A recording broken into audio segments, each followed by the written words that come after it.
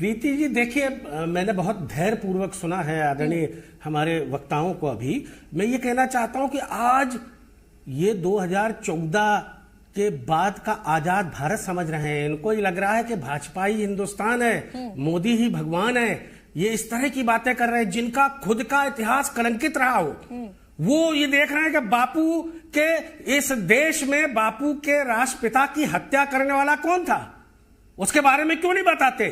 श्यामा प्रसाद मुखर्जी कौन था, उसके बारे में क्यों नहीं बताते। और हम कहते हैं कि आप पहले, हमने आपको धैर्यपूर्वक सुना अध्यक्ष जी, आप हमारी बात को पहले सुनेंगे। आपको जो भी क्वेश्चन करना है आप बाद में करिए। आप दुनिया को कैसे, आप जिसे चाहे गद्दार कह सकते हैं, जिसे चाहे गद्दार कहेंगे।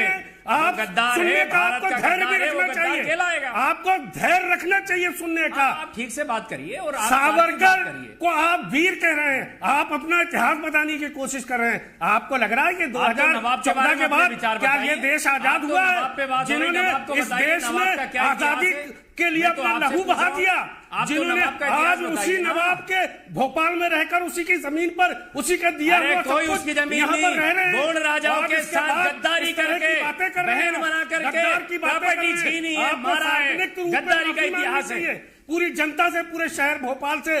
लेकिन आपको धैर्यपूर्वक सुनना चाहिए। नवाब की बात करिए ना। यहाँ बेगमों ने हुकूमत की है। राजा भोज की बात जहां तक आप कर रहे हैं, तो राजा भोज को आप देख लीजिए ना कि परमार राजवंश के एक प्रसिद्ध राजा थे।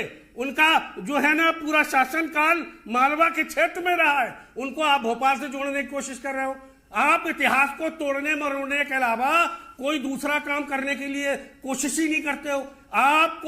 आपको नवाब राजाओं से, इनसे, उनसे सबसे बड़ी तकलीफ है क्योंकि उनका नाम मुसलमान है। सिर्फ मुस्लिम नाम से तकलीफ है। हमें देश के गद्दारों से पूछना चाहता हूँ अध्यक्ष जी, ये बताएं जाति धर्म कौम में है। अशोका गार्डन का नाम सम्राट अशोक के नाम पर है, तो क्या सम्राट अशोक भी इस देश के गद्दार थे? अशोक के नाम पे नहीं है। बताएं क्या वो भी गद्दार थे? बोलिए, अगर नवाब गद्दार थे तो फिर ये भी गद्दार थे। आपको इनके बारे में भी बोलना चाहिए, लेकिन इसके लिए ये नहीं बोलेंगे। इनको ये लगता है कि ये भाजपा ही हिंदुस्तान है, मोदी ही भगवान है, हम जो चाहेंगे कह देंगे, हम जो चाहेंगे कर लेंगे। ठीक है, आप जिस बात का जिक्र कर रहे हैं, संविधान से चलेगा। हाँ। देश नफरतों से नहीं। लेकिन हमीदुल्लाह की जब बात करते हैं और उनका जब इतिहास हम पढ़ते हैं तो कुछ ऐसी चीजें हैं जिसको लेकर के विवाद होता है, और उसके बाद अगर ये कदम उठता है तो फिर आपत्ति किस बात को है? प्रीति जी, बिल्कुल मैंने आपकी बात को मानने का तैयार है, लेकिन